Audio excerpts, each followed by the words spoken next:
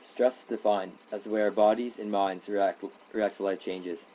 Since adolescence is a period of significant change, including physical, emotional, social, and academic changes, many teens are under more stress than any other time in their life. There are many different kinds of stress that our body reacts to. They include eustress, which is a type of short-term stress that provides immediate strength. There's distress. Distress is a negative stress brought about by constant readjustments or alterations in a routine. Distress creates feelings of discomfort and unfamiliarity. There's hyperstress.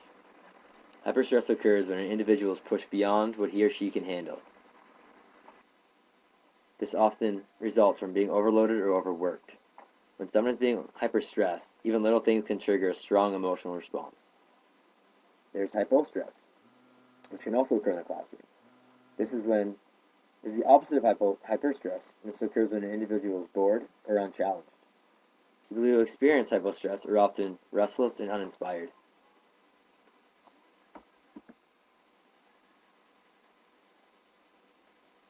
Causes of stress could be academic pressure and career-making decisions, taking on too many activities at one time, such as having a part-time job, being in school, having extracurricular activities. There's also peer pressure. There's always that added figure of having sex, alcohol, doing drugs. Parents or siblings. Parents can get on your case about homework all the time, and siblings can tease you and bother you. Lastly, there's problems with friends. Signs of overstress. An increase in illness or absences. A withdrawal from people and activities. If they seem isolated from others, this could be the reason. They could start lashing out and be increasingly irritable. They could be constantly feeling nervous or worried in class. Lastly, they might have difficulty sleeping or eating. Stress relief tips. Taking breaks during stressful activities is very important.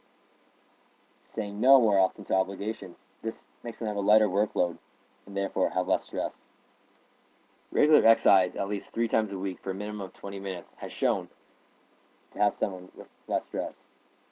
You want to avoid caffeine, smoking, and drugs because these can allow stress to go on. Follow simple stress relief methods like deep breathing or listening to music.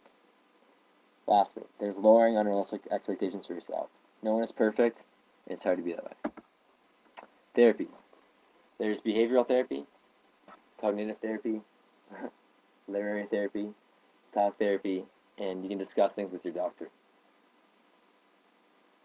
In behavioral therapy, this helps your teen to weaken the connections between the troublesome situations and the habitual reactions to them.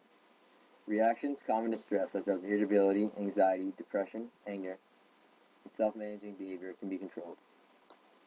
In cognitive therapy, it teaches your teen how certain thinking patterns are causing their symptoms by giving a distorted picture of what's going on in their life and making them feel anxious, depressed, or angry for no apparent reason, or provoking them to negative actions.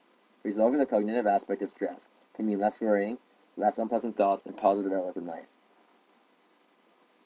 Literary therapy. It incorporates books, articles, and other research materials into the processes of healing. By gathering information about stress, one can acquire in-depth knowledge about his or her own problem. Talk therapy. Talk therapy involves the idea of healing through communication. Talking to friends, family, and members can help you seem to find support you're dealing with. Male versus female. Females are more affected than males. Girls respond to stress by seeking help or by taking action to reduce or remove it. On the other hand, boys respond to stress by either ignoring the issue or diverting their attention elsewhere.